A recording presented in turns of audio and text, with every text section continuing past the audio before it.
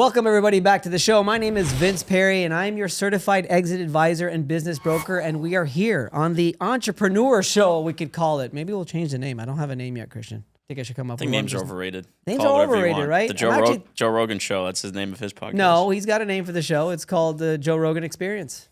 Pretty close. That's the name. But it is just his name. Yeah. The Joe Rogan podcast. That's true. No one's like, oh, the Experience. In case you didn't know who that was, that is Christian Bonnier.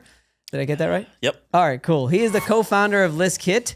And quite frankly, I'm fascinated by Christian because Christian, he's a young guy who has founded some fairly large companies here, and he's got quite the social media following. And I've got a lot of questions, Christian, for you about how you were able to do that and sort of the business that you were involved in. But before I get into all of that and my questions, could you tell us a little bit about yourself? Sure thing. My name is Christian. I live in Tampa, Florida. Best city in the world, in my opinion. Oh, I don't know about that. It's a strong take, but I really believe Tampa's the best. Anyways, from upstate New York, moved to Tampa 4 years ago. Been living here ever since, running 2 companies, ListKit, Client Ascension. Started a personal brand on a whim one day and went viral on my first ever video, and it was like a hit of crack, and I was like, I need to post every day for the next 2 years, and that's what I've done, and built a good personal brand that's coincided with my business, and here I am. You said ListKit and what? Client Ascension. That's our coaching business. Gotcha. Okay. Well, let's get into how did your first video go viral? What the hell? Yeah. So I've been working at this for way too long, and I don't think that's ever happened to me. A good friend of mine, Mason, he blew up on TikTok with his coaching business, like generating leads for his coaching business. And I was like, I could do that. He just pulls out his phone, talks into the camera, no editing or anything.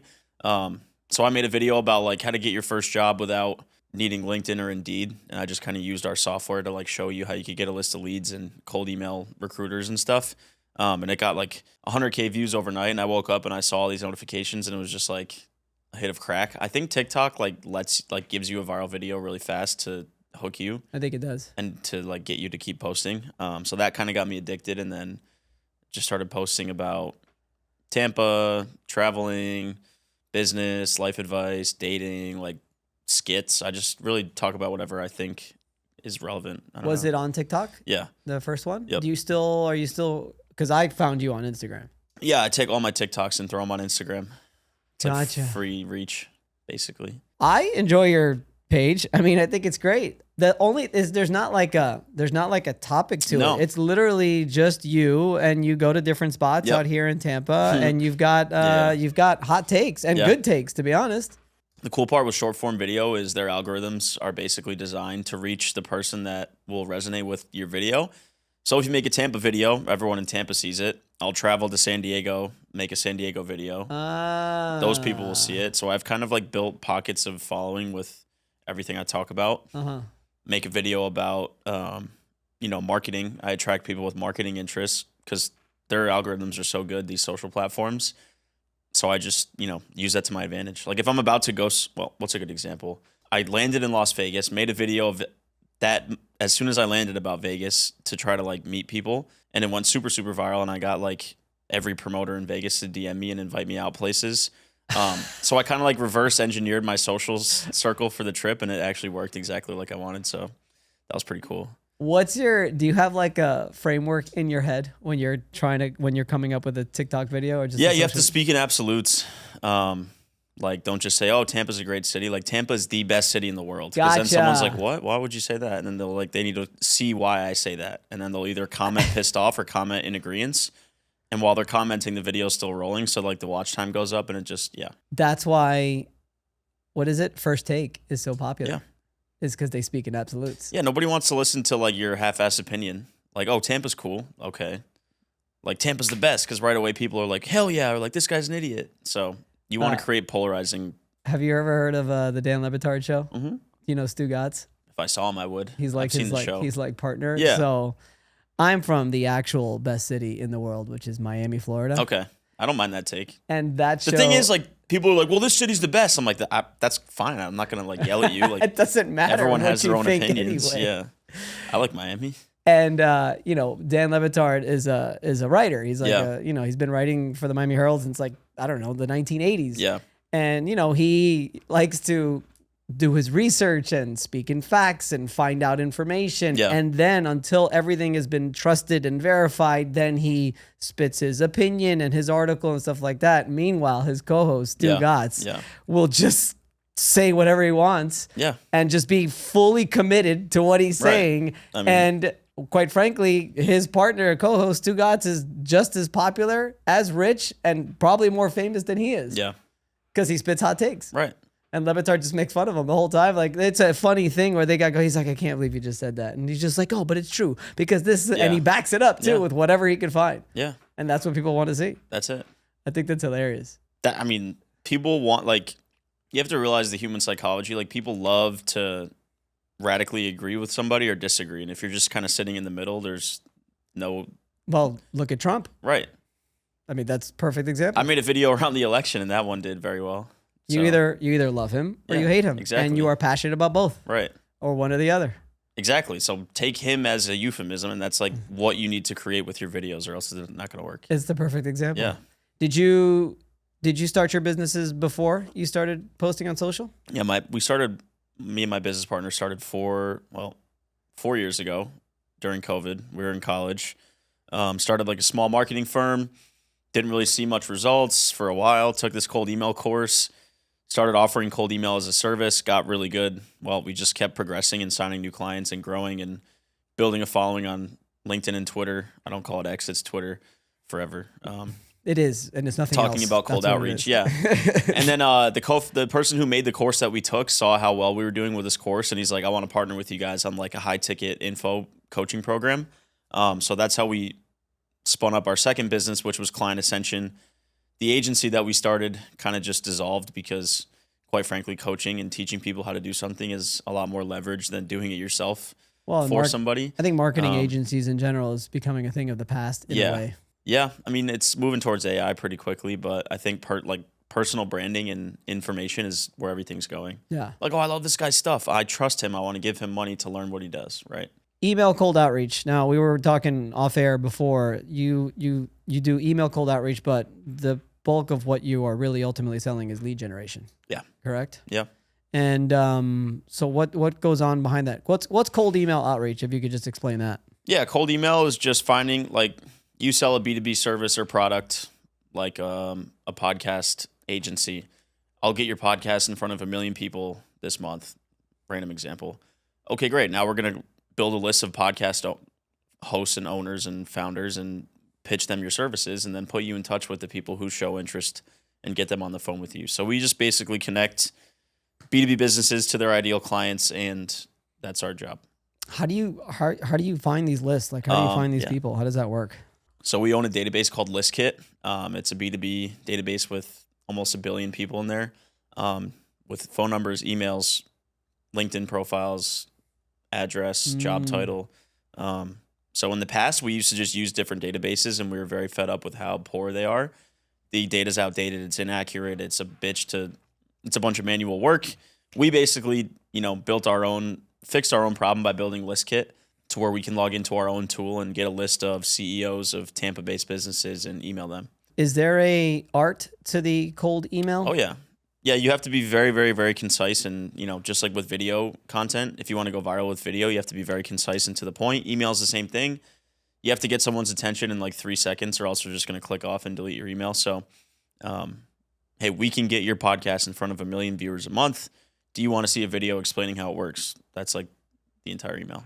How important is the subject line? Not really. I just use like the same couple ones over and over again. What's the framework for the proper subject and proper body of an email? Yeah, I mean, is there one? Subject, I use quick question. That one's been a classic for a while. Oh, nice. Yeah. Just quick question. Yeah. You think that still works? It still does, but I like to use like Christian X Tom intro, because then it looks like a warm introduction email, and someone's like, oh, someone's referring me business. Open. Then it's like a 2-sentence email with a good pitch, and they're like, oh yeah, I'll take a video on this, sure. They are getting good, because my executive assistant, she handles my email inbox, and if it's something that she doesn't know how to handle it, she'll put it in a separate inbox for me to look at. And a lot of times that happens, and I'm just like, no, that's just a sales email. Yeah. It's pretty awesome how you guys do that. We have trouble sometimes. I never want to end up in spam. Like, how do you avoid going to spam? It's all about deliverability. Like, not so. If you want to do mass outreach, you have to have a lot of domains and a lot of inboxes. So purchasing new domains, hooking up inboxes to the domains, warming up the inboxes, only sending 10 emails a day per inbox, not using any links, no photos, no spam words. So it's like just going under the radar of Google and Outlook's like guidelines to where it just mimics human behavior and you just don't go to spam. What's your open rate and all that I mean, typical opens are like 50-60%. We don't track them anymore because to track open rates, you have to put like this line of code in your email, and they crack down on that. So we don't track opens anymore. But if you have, a 2 to 3% reply rate, you can assume that your open rate's fine. So kind of just call it like just only measure replies and not opens. Do you guys do cold calls too, or just cold emails? We sell phone number data. So like we sell the cold calling teams. But no, we don't actually do any calling. But for building yours, you just do the cold email outreach. Yeah, we do email outreach. We do ads, content, SEO, partnerships, bunch of stuff. What's the best results that you get? Over email? No, is it email of all those different ways with ads and everything like that? Or dollar-wise, email, yes. But scale-wise, ads are the best, but they're more expensive. Right. So it's like, it depends. If you're looking for like a very cost-effective way to generate leads, it's cold email. Because you could pay $600 a month and get, 1 to 2 to 3 clients. Or you can invest $600 a month for the list. The list, the domains, the inboxes, the copy, the sending tool. Yeah, but that sounds like a really fucking complicated process. Right. Why can't I just go on Go High Level and just send emails from there? Go High Level is not a cold outreach tool. Or freaking Constant Contact. You could. I don't know. We just use ListKit. We use our own supply. That's the best part. So I mean, I should use ListKit. Right. Yeah. That's the issue that we solve. Hey, I don't want to do all this technical stuff. I don't know how to write copy. That's like, okay, great. We just do all this. You log into a platform and respond back to people who want to learn more. So, but yeah, cold email is very cost effective, but it's a lot harder to scale up because you need a ton of domains and inboxes and leads. Whereas Facebook and paid advertising is much more scalable, but it is more expensive. Like you're going to pay $300 per call on a good day. So who do you target in particular? What's your ideal client that could really benefit from ListKit? Is it just pretty much any business? Any B2B at all? business, yeah. At all? And it doesn't matter? Doesn't matter. Do you help them like actually build their sales team too and make sure that they've got everything sort of ready to go? Or you not just at provide ListKit. them? We do on our coaching side. Okay. So like coaching is more tailored towards like marketing agencies. Mm-hmm. Hey, I'm at $20K a month. I want to get to $100K a month. What do I need to do? You need cold email. You need content. You need a sales process. You need operations. So on the coaching front, yeah, we can help with sales process, building a sales team, outreach. Which one do you like better? Coaching for sure, because I don't know, it's like a lot more gratifying to coach someone one-on-one and see them get results. And I feel like coaching people, like someone that joins a coaching program is more willing to be coached, whereas like a done-for-you client is a lot more demanding, which is fine, but it's just like, building a software is a lot more of a headache than building a coaching business. Yeah. But the software has a lot more upside, obviously. Yeah, and tell me about ListKit. Tell me about the software. Like, how long have you had it now, and where are you guys headed? Yeah, ListKit's just over 2 years old as a software. We started the brand 3.5 years ago, where we would just say, hey, you can buy leads from us, and then we would collect the invoice and then go build a list using other tools on the back end. Okay, gotcha. So it was just like a wrapper, like it was just a curtain, like a Wizard of Oz, if you will. And then we built the actual software, invested a lot of money into actual developers and coding and turning it into a physical asset that exists today for the last 2 years. And yeah, we're just, focused on improving the product as much as we can because where it's at now compared to 2 years ago is night and day. And we have a lot of stuff that we want to build with it. So next 12 to 18 months, just keep rolling out features, marketing it, selling it, growing MRR, and then, shopping it around and selling it, hopefully. What's been the growth rate over the last 2 years? I don't know the rate, but we went from 0 to I think we're at like 600K a month right now. That's fucking awesome, man. Yeah. That's fantastic. Yeah. And you just want to flip it. I love it. That's the generation that we are in. I do a lot of research on people who want to potentially sell their business. Yeah. And you've got baby boomers who are in love with their business and never want to let it go and don't know what the hell they're going to do after. You have Gen Xers who are just sort of, I'm down. I want to retire. You've got millennials who are just basically down to just buy another business. Yeah. And then the next generations before that are just, they're down to just buy something and flip it. Yeah. And move on to the next thing. Yeah. I think that's fantastic. That'd be ideal. Yeah. You think you're like 2 years away? Hopefully. Yeah? Yeah. I have a hard time like looking forward, so I don't know. 5-year plan is like the worst question for me. I'm like, I don't know. You said you have, I'm sorry if I forgot. You said you have 2 or 3 partners? Yeah, we have a team of 5 at the software. So Okay. CEO, head of sales, CMO, creative director, CTO. And you are? Creative director. Okay. Yeah. What specialty exactly is that? What is your role? What are your responsibilities? I film ads, I host webinars, I land partnerships, I do our HubSpot emails, I do our cold emails, I write client emails, I film case studies, I post content.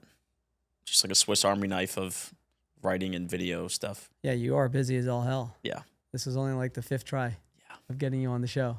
Yeah, and this week was particularly busy, but we've put that beside us. We're good. We did it. Mm-hmm. What would you say your strengths are as a creative director? Just garnering attention. Okay.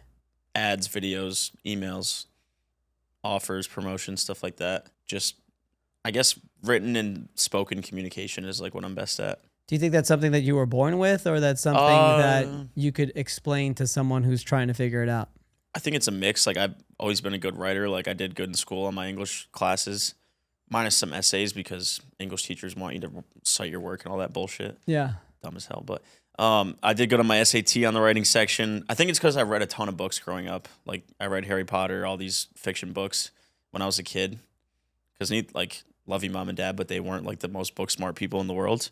So they're like, yeah, we don't know where you got your intelligence from, but I don't know. I'm just, I guess, born with it and just kind of developed that through my childhood.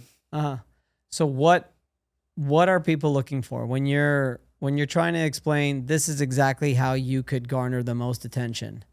What are you explaining? What are you saying to someone, especially now that you're a coach?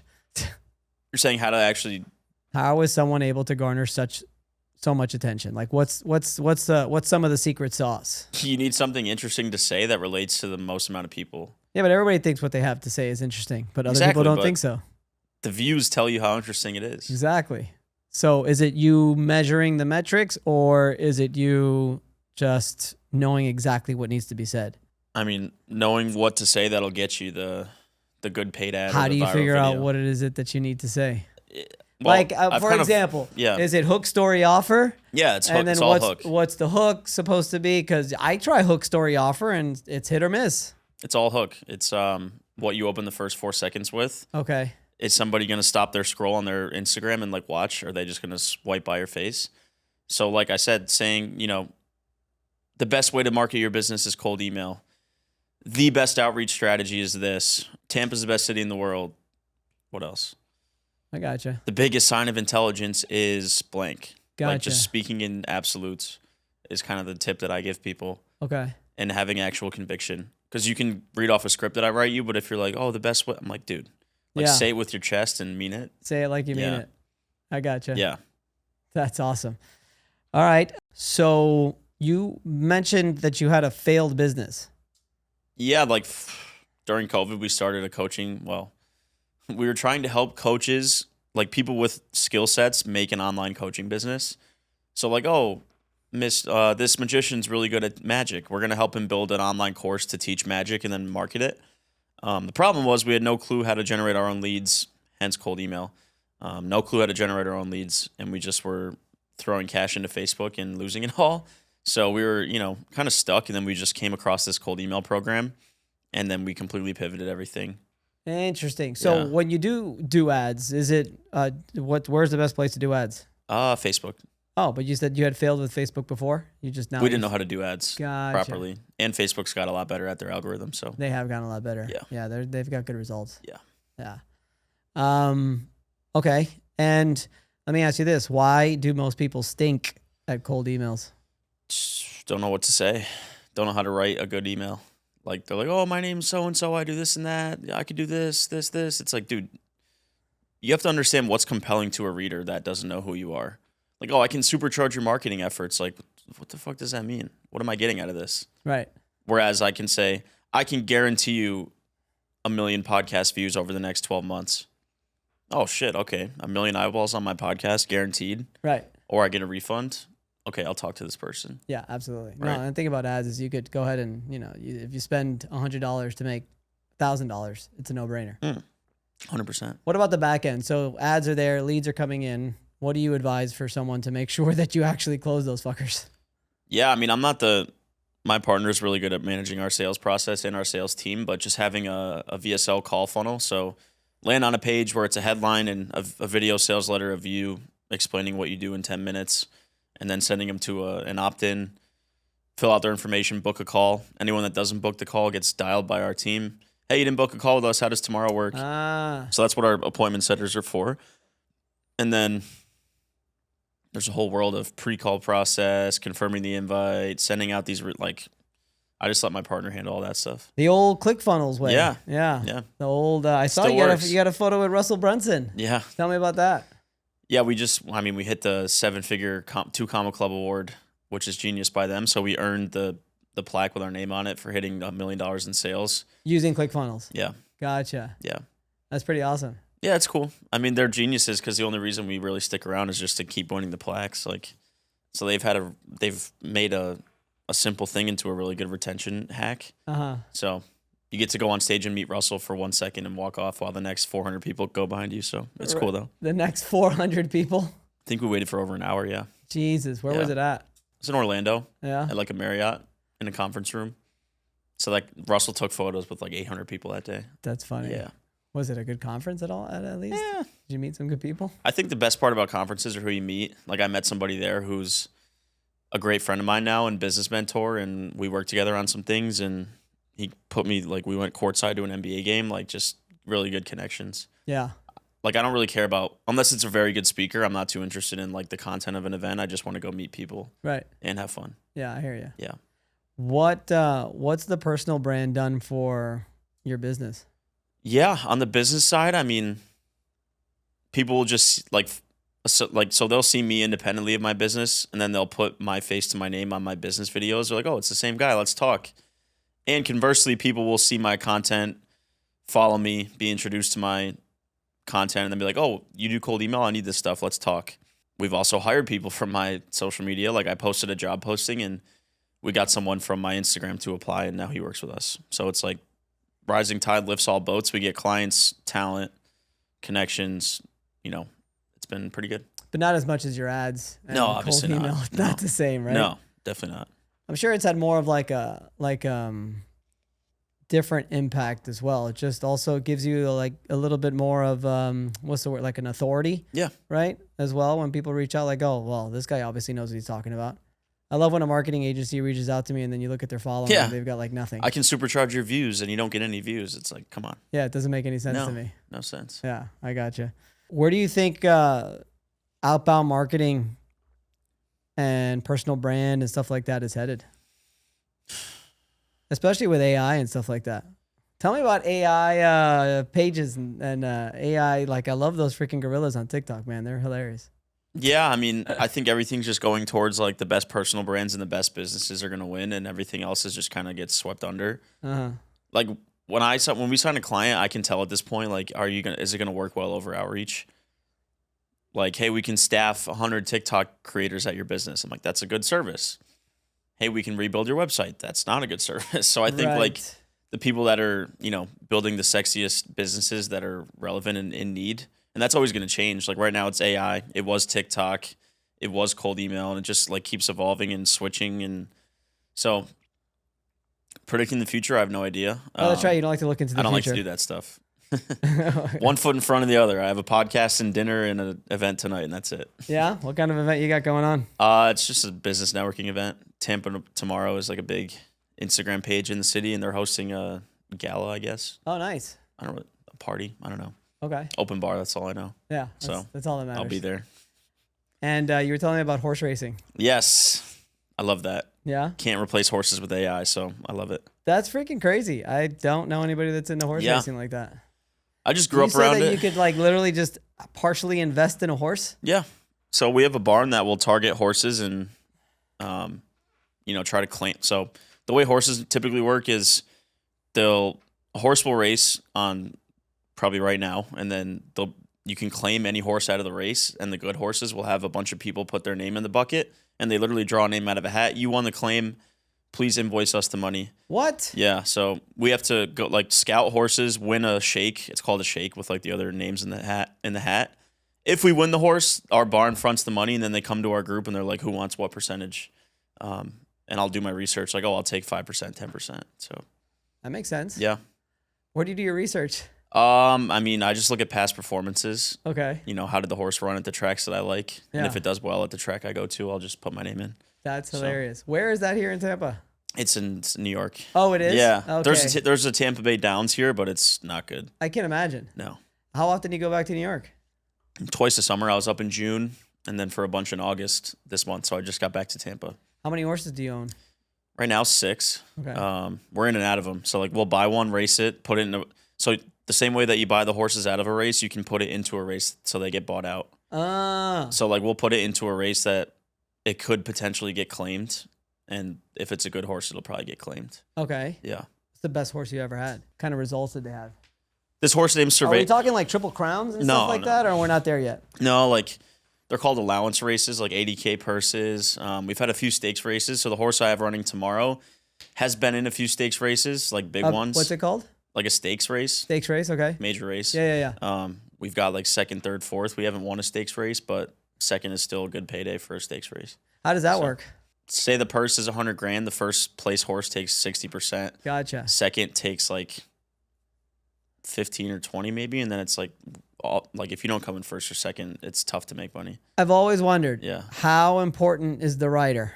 Pretty important. Bad riders can take a really good horse to the front every time, but okay, so that can happen, right? Yeah. To me, it's like it's like a coach on a team. Sometimes you got the players, doesn't matter who the hell the coach is. The jockey does matter a lot because they'll determine like, do they want to get the horse out front in the beginning and just maintain the lead? Do they want to hang back and try to pass? Control the horse. Do they want to be inside? Are they on the outside? So it's like there's certain jockeys that are much better than others. The jockey's not the trainer, right? No. It's completely different. No. There's a trainer picks the jockey that he wants or she wants on the horse. Gotcha. The trainer just figures like the trainer decides when the horse is going to work out, what distance is the horse running, what kind of race is it going in. Because the trainer we have, she's very good at putting our horses in races that it can win instead of trying to like go above its class and put it in a flashy race. Like she'll just put it in races that we are consistently competitive in. So then I wanted to ask you, when you purchase a horse, Yep. Does the trainer come with it, or you have your own trainer? We have a trainer her name's Linda Rice. She also picks the horses. Sounds familiar. I don't know why. She's a pretty big trainer, but Yeah. she'll be like, oh, we like she'll tell our barn, this horse looks really good, we should put our name in. So she picks the horses, trains them, picks the jockey, picks the race, decides when we should sell, like the whole thing. So I was thinking that maybe the horse has the same trainer for most of their life, but they don't. No, horses will get like passed around a lot. Really good horses will have one trainer, like the horse that just won the Kentucky Derby in the Belmont. Sovereignty has Bill Mott as the trainer. And Sovereignty will probably race 2 more times and retire and just go make babies. Wait, how often do they race? I mean, how many times do they race in their professional life? Really, like the best horses ever only race like 8 or 10 times. Shut the hell up. Really? Because it's more money to retire them and just go breed them. But like we have a horse, our 8-year-old has raced like 55 times. Oh, poor guy. Yeah. No, he's a dog. He's good. Yeah? Yeah. And so then in like the Kentucky Derby, like has there been a lot of champions that were bred from past champions? Are there like a lot of the kid champions? What was it? I think every horse in this year's Derby was an American Pharoah descendant. So American Pharoah was like a really good horse 10 years ago. And I think every horse in the race has like some lineage to that horse. From one horse? Yeah, because the horse will make like 80 kids and then all those kids will make kids and yeah. That's amazing. Yeah. Wow. Yeah. How long have you been into this? I've been a fan since I was like a little kid, but got into the betting in my teens and then investing like 2 years ago. So is horse race big in Albany? Yeah, it's huge. Really? Yeah. Seriously? I mean, Saratoga is like the most renowned track, arguably, in the country. And then people from my area, like all my friends and I do it. Did your dad used to take you to the track and stuff like that? All the time. Yeah, see, I've never been to a track. Oh, dude. I'm not It's the gonna best. lie. It's the best. Yeah, that sounds awesome. Is it pretty exciting? I've heard it's super, super exciting. Yeah, you can bring your own drinks. You just go there with your friends, make a bunch of bets, drink a bunch of beer, go out after. Everyone's dressed up. It's good. Yeah, everyone's always dressed super nice. Sometimes. It's a pretty like classy like thing. Like the Kentucky Derby just has this. Well, like, the Derby's look. like the snootiest day of the year. I don't Have like. you- have I you actually been? don't like the Derby because it's the one day a year where people that aren't actually horse fans are horse fans, and I'm like, Well, I mean, it's good for the sport. it is. No, it is. But everyone's like, oh, Derby party, like pick the two. I like the Yeah, the I don't two know what looks the hell they're pretty. doing. I'm like, Doesn't that make it better for the owner of the horse? There's got to be. I mean, obviously, it's just got to be a huge purse. yeah. I mean, if you win the Derby, it's like $1 million. No, $5 million purse. So the Derby winner gets like $3 million, which would be that'd be good. That's How my many- lifelong goal is to win the Derby. You think it's gonna happen? I don't know. I thought you didn't think ahead. That is my one goal that I have. I want to win a Kentucky Derby. You but will win a Kentucky Derby. I feel dude, it. it's hard. You can't like if you own a sports team, you can pay for talent. Like you cannot pay to play. That's the problem. Even right? if you have the best, most expensive horse in the Derby, there's 20 horses in the race. It's like billionaire Saudi Arabian princes they actually own the Kentucky Derby winner this year. Like these multi-billionaires are paying for horses and they're still not winning all the races. Wow. Yeah. You're not gonna win it with your 55 race horse. I'll tell you. No, we that. just actually bought 2 1-year-olds out of a sale, so they'll be ready next year, and they could be. Wait. So how old are the horses that are like? What's their peak competitive Peak is age? 3, Really? but Why did I think it was way older than that? I don't know. no, peak is 3. So after 3 years, I mean, 3 is like where you can enter the Derby, the Belmont, and the Preakness, and then after 3, there's a million races you can go in, but 3 is the peak. So our 1-year-olds will be 2 years old. How many do you have? You said 3? I have 4 ones that are like older and they're just kind of running in regular races, and then the 2 we just bought are 1-year-olds that we hope can be very, very good. And Yeah. you've got the trainer already for them. Yep. Right?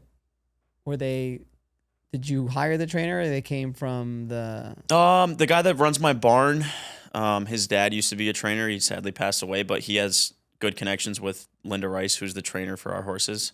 So we just Linda and the barn owner just collaborate on who we're going to purchase. And Is horse betting, horse racing, owning horses, is that good business? no, I wouldn't say it's like a.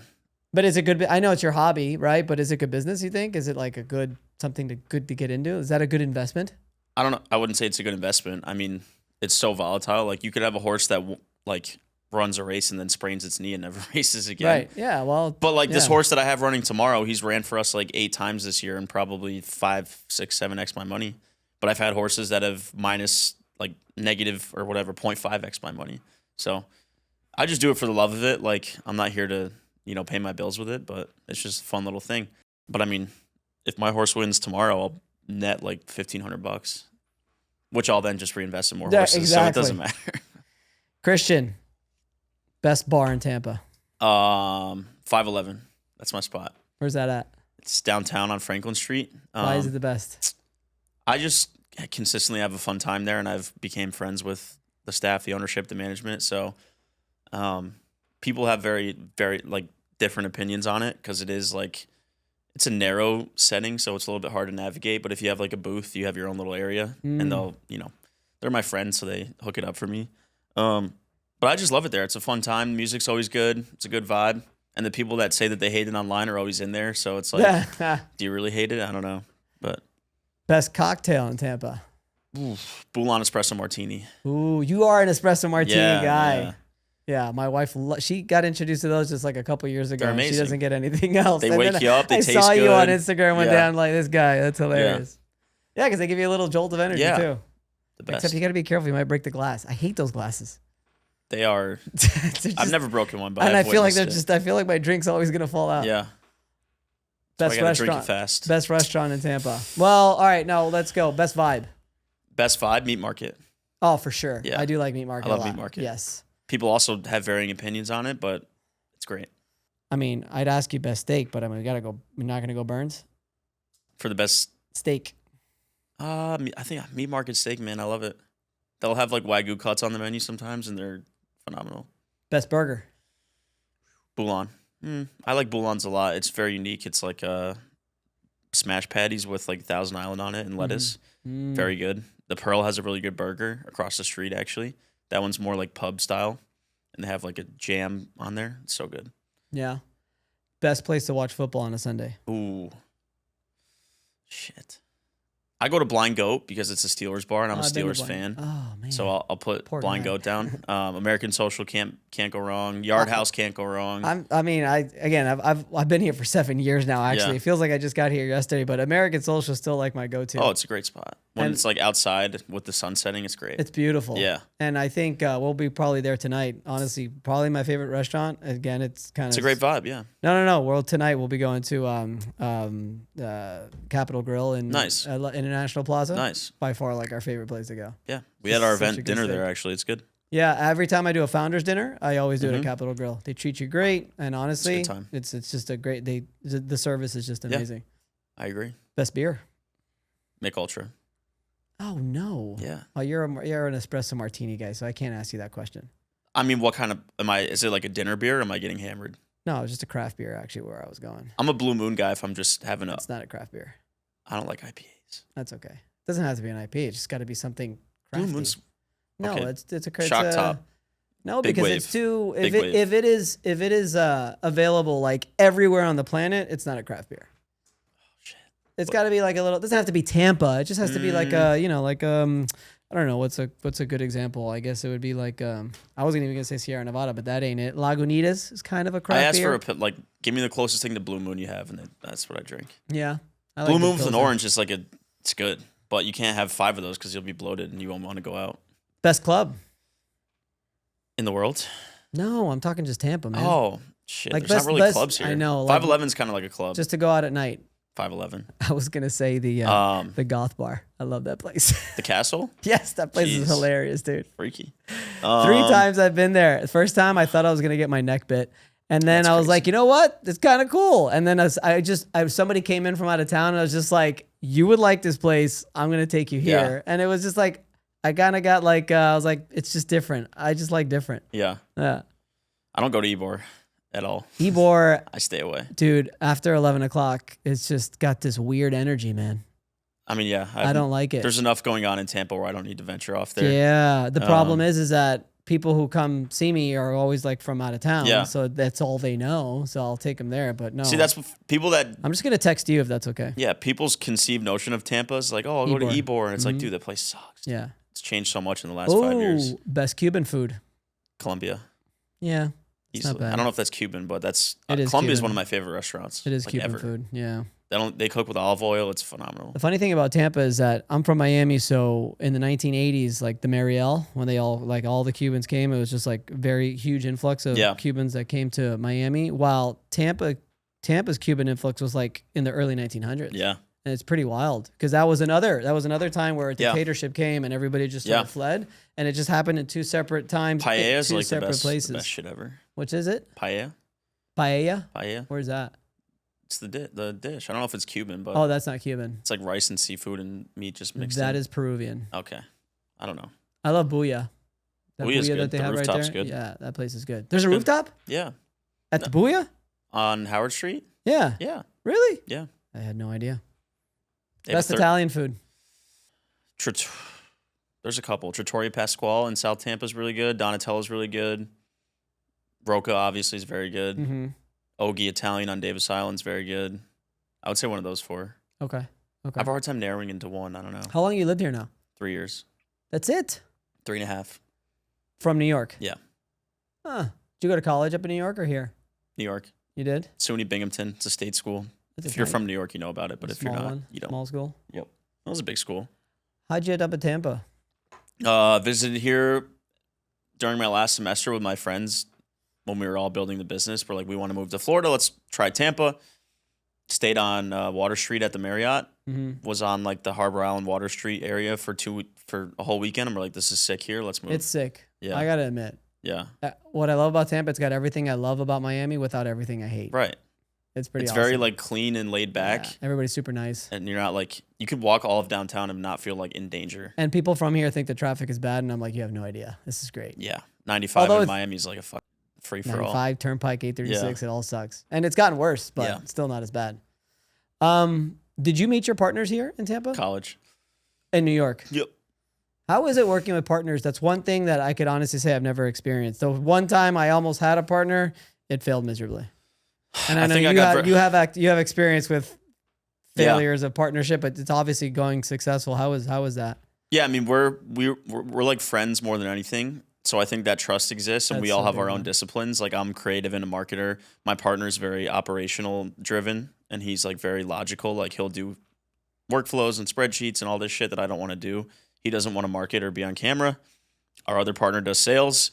So it's like a mutual trust, and there's not like the egos aren't too big where they just like clash. Like we have our civil arguments and stuff, but it's not like one-upping each other. We You operate. guys hang out like when you're not working and stuff too? Yeah, Like, we moved together in a 3-bedroom house, and we would like no way. have Like what do they call it? Like an incubator, right? Something we like would that? have like a big sales week and just like go get drinks and go out that night and celebrate. That doesn't exist anymore. My one partner just got married. He's back in New York with Get his ready. wife. It's only gonna get worse. Yeah, he's back in New York with his wife. Oh wow. My other partner has a girlfriend in New York, but he just left Tampa to New York. Now he's back in Tampa. So me and him live in the same building on our own, and my other partner's in New York. So yeah, we hang out. I mean, me and my friend will play tennis on weekdays when we need to like blow some steam off. You know, I And go played out and tennis my party. whole life, right? Really? Yeah, I played college too. Damn. I would play you, but you'd kick my ass. Yeah, but it'd be fun. It's fun. You I play love tennis. pickleball? I hate pickleball. Yeah, I mean, as a tennis guy, I'm not a fan. Tennis is so much better. If you know how to play. The aesthetics are better. It looks cooler. I agree 1,000%. But This- the problem is if you don't know, if you're not that good, It's better cardio too. The problem is if you're not that good, you end up chasing the ball the whole time. You That's hit the fun 1, part. 2 back and forth. No, I mean chasing the ball like to pick it up and hit it again. Yeah. If you can't keep a rally. Yeah. I can keep a rally, but I can't do like the fucking vicious like forehands that people can do. So I'm just playing defense probably the whole time. But I can't fun. wait because next weekend, I already know I'm predicting it's going to be Sinner versus Alcaraz in again. the U.S. Open, Did you see that French Open? yeah, Dude. They're calling it one that of was the when best matches Alcaraz of all won, time. right? When he came back. I was literally sitting down on my couch for 6 hours watching that. Or I Damn. think it was like 4 hours. That's crazy. It was I like awesome. watching tennis, but it gets boring to me. I like watching golf. No, I'm a golf guy. That's boring to No, it's me. not. I can't. Well, I guess when you're like more into the sport, you appreciate it. Like when I see a golfer, Scotty Scheffler hit a fucking 200-yard shot to this far. It's like, dude. Yeah, see, no, I'd rather watch Alcaraz and Sinner just bang that tennis ball around. Oh, it's like- cool. Because they'll get to shots that I would not be able to. It's cool. And they hit some amazing shots. Yeah, it's crazy. Yeah, golf is not for me. That's Best okay. golf course in Tampa. Public, I would say Plantation Palms, and it's probably around here somewhere. But it's like $50 to play 18, and it's pretty good quality. I should be taking notes. I wish I was taking notes right now. Oh, you are? Sweet. Renaissance Club is a good one. Plantation Palms, Fox Hollow, and then my friend belongs to Hunter's Green Country Club. Very nice, but it's private. There's a bunch down in Bradenton and Sarasota that are really, really good. Speaking Like of Esplanade. Esplanade is going private after this year. So if you go play this summer, it's public and it's amazing. Esplanade. Esplanade. Nice. Yeah.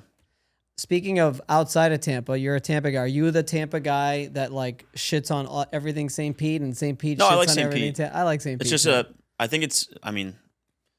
Twin City, like, I don't think you can pound for pound beat Tampa St. Pete as a unit. It's amazing. Like, But you that's have another Miami- thing that I loved about when I moved up here. I was like, Miami, I'm like literally 4 hours away from anything. Yeah. Fort Lauderdale, you go fuck yourself. I could care less. I Yeah. mean, well, there's Las that. Olas There's is that. cool. Las Olas is cool, right? But that's it. Here, Yeah. dude, we're like I would- 30 yeah, minutes it's like- tops from Clearwater, St. Pete, Sarasota's like right down there. It's awesome. Yeah, if you want like Tampa's or St. Pete's a little bit more laid back, like It's a different vibe. I love it though. It's yeah. super chill. If It's you want very beach laid back, you go St. Pete. If hippie, you want like fast paced business, professional, upscale like Tampa, and they coexist great. So You do any yeah. business in St. Pete? Or um with people in St. Pete? I'm curious to know just, and the question is going I to mean, I've gone on a podcast in St. Pete, not Ryan McGinn's in St. Pete, but how I don't- different is the vibe? Just like overall business and podcasts and all that stuff. I mean, similar businesses. Yeah, I don't know. I wanted to ask you best hotel, like best place to take my wife and my child, 3 years old, on a nice little weekend getaway. Edition, by That's far. close. The Edition. The Edition? Yeah. Tampa? You don't know where the Edition is? No. Do you know where the Edition is, Travis? You do? No. Water Street. It's super nice. Okay. They have a pool. It's like very, very nice. Yeah. The Edition or the Edition? The Edition. Like THE? Yeah. Okay. The Edition? Yeah. All right. Do you not go downtown at all? I live in Lutz. Okay. Do you understand what that means? It's a new development right on Water. It's not new anymore, but And I have a 3-year-old. that's fair. It's across from a hockey arena. I'm asleep by like 10 o'clock at night, usually, even on a Saturday. Damn. But we're taking notes. Travis, you're headed there, buddy. Okay? And you're headed there too. Get ready. Or do the It's Water gonna Street happen. Marriott. That one's also good. I like the the JW, Marriott. sorry, the I get JW. points. I get points at the Marriott. JW Marriott. JW Marriott. Edition's a Marriott hotel I think too. we stayed at the JW Marriott one time. Yeah. Actually. Yeah. It was pretty Or nice. do like Don Cesar in St. Pete Beach. Dances are. Write it down. Vinoy in St. Pete's good. That's what I'm talking Yeah. about. Dude, see, you know your stuff. Yeah. I knew I would find, talking business is not it, but I knew I would find the sweet spot here Yeah. of what you like to talk about. I love it. Horses and all the cool shit to do in Tampa. That's it. Anything else that you'd like to add that we didn't touch on that you'd like to share with the audience? It's mostly people in business, I mean, entrepreneurs, and all that good no, stuff. not really. No, just I mean, again, honestly, Christian, I'm fascinated by you because of the social media presence that you developed, and this is with all due respect, on a page kind of about nothing. Yeah. It's like Seinfeld. Yeah. It's a little bit. It's just like Does random that make topics. sense? Is that okay for me to say that? That's fine. Because it's literally like, and what's cool about it is that when I do scroll past your face, I don't know what you're gonna say. Yeah. I don't know what it's gonna be about. Yeah. And that's kind of what makes it. It's like Seinfeld. It's kind of the I show just about call it, nothing. my topic is like shower thoughts. Like I'll get a thought in my head, I'll write it down, and it's a video, and that's it. And the good part is honestly, there's no there's no anything. Like No. it's very smooth, very like it almost sounds scripted, and it's like just to the point. Yeah, people using like and filler words is the easiest way to sound not I use convincing. like too much. Yeah, you got to stop that. I know. I'm trying. I don't even notice it though. And the best way to become a better communicator is just open up TikTok and make a video a week No, or a and video a day. I mean, And I tell people like also see I said like again. I tell people that, you know, when you see your face in the camera, it reveals a lot of those little yeah. things that you didn't know that you thought about yourself. Yep. So cool. Christian, man, I really appreciate you coming on. Yeah. Thank you for taking the time. I know you are busy as all hell. And again, thank you so much for your time, man. Appreciate it.